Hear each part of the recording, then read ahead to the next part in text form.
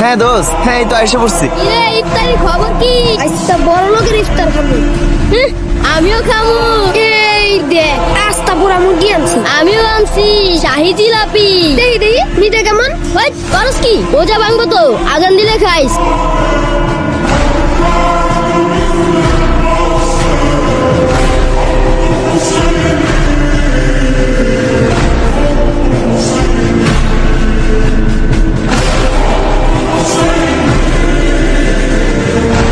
কিরে এত লেট করলি কেন? গেস্ট অ্যালাউড মানে?